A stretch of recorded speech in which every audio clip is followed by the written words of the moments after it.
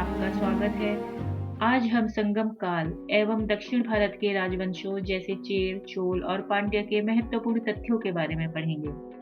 भारत के सुदूर दक्षिण में कृष्ण एवं तुंगभद्रा नदियों के मध्य बसे प्रदेश को तमिलकम प्रदेश कहा जाता है।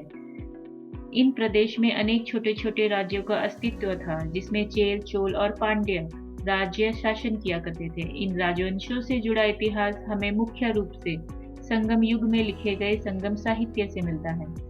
संगम शब्द का अर्थ है सम्मेलन या गोष्ठी अथवा संस्थान। इस प्रकार संगम तमिल कवियों, विद्वानों, आचार्यों, ज्योतिषियों एवं बुद्धिजीवियों की एक परिषद थी। संगम साहित्य का विकास 300 ईसा पूर्व से 300 ईस्वी तक माना जाता है। संगम क्या है? संगम तमिल कवियों का एक संगम था जो राजाओं के संरक्षण में ही आयोजित होता था तथा 8वीं सदी ईस्वी में 3 संगमों का वर्णन मिलता है। पांड्य राजाओं द्वारा इन संगमों को शाही संरक्षण मिलता था।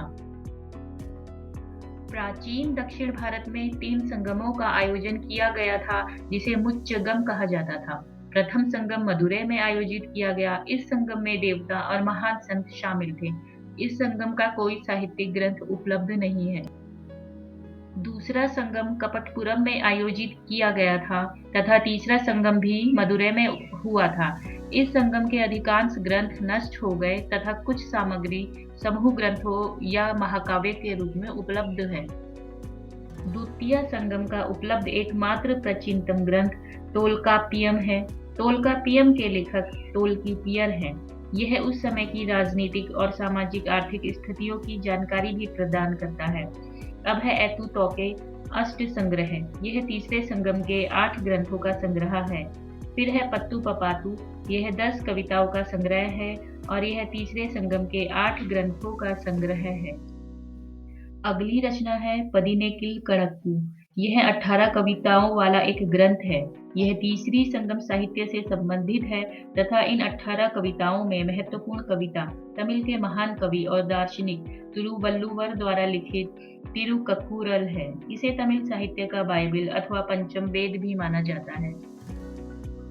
संगम काल के बारे में विवरण देने वाले अन्य स्रोतों में मेगास्थनीज, स्ट्रैबो, प्लिनी और टॉलमी जैसे यूनानी लेखकों ने पश्चिम तथा दक्षिण भारत के बीच वाणिज्यिक व्यापार संपर्कों के बारे में उल्लेख किया है। साथ ही अशोक के अभिलेखों में चोल, पांड्य और चेर के बारे में बताया गया है तथा कलिंग के खारवेल के हाथी गुम्फा शिलालेख में तमिल राज्यों का उल्लेख है। संगम युग में दक्षिण भारत पर 3 राजवंशों चेर, चोलों और पांड्यों ने शासन किया। इन राजवंशों के बारे में हमें कैसे पता चलता है? तो संगम युग में जो साहित्यिक रचना हुई थी उनसे हमें चेर, चोलों और पांड्यों के बारे में पता चलता है। तो चेर वंश के बारे में पढ़ेंगे। चेरों ने आधुनिक केरल के मध्य और उत्तरी हिस्सों तथा तमिलनाडु के क्षेत्र पर राज्य किया।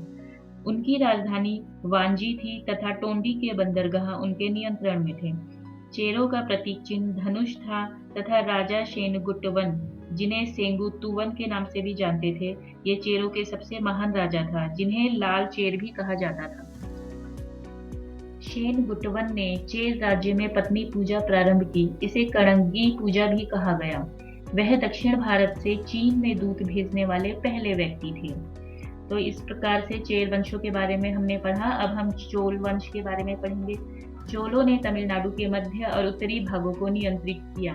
उनके शासन का मुख्य भाग कावेरी डेल्टा था, जिसे बाद में चोल मंडलम के नाम से भी जाना गया।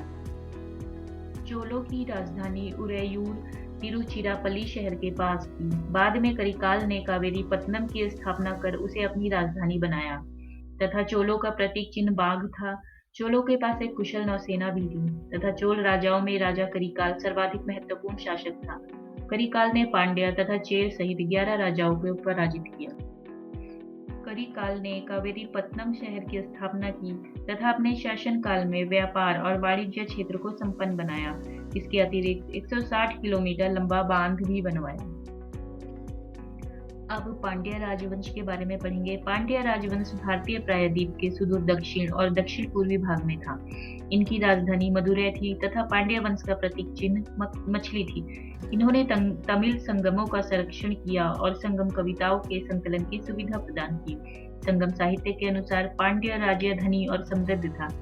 इन राज्यों में ब्राह्मणों का काफी प्रभाव था तथा पांड्य राजा वैदिक यज्ञ भी किया करते। पांड्य राजवंश का पहला उल्लेख मेगास्थनीज ने किया। उन्होंने इस राज्य को मोतियों के लिए प्रसिद्ध बताया था। नल्लीवकोडन संगम युग का अंतिम ज्ञात पांड्य शासक था। तो हमने दक्षिण भारत के इतिहास में संगम काल के बारे में आज पढ़ा। ये पार्ट 1 है तथा पार्ट 2 में हम दक्षिण भारत के और राजवंश के बारे में पढ़ेंगे। अगर आपको वीडियो अच्छी लगी हो तो प्लीज लाइक, शेयर और सब्सक्राइब करिए। Thank you.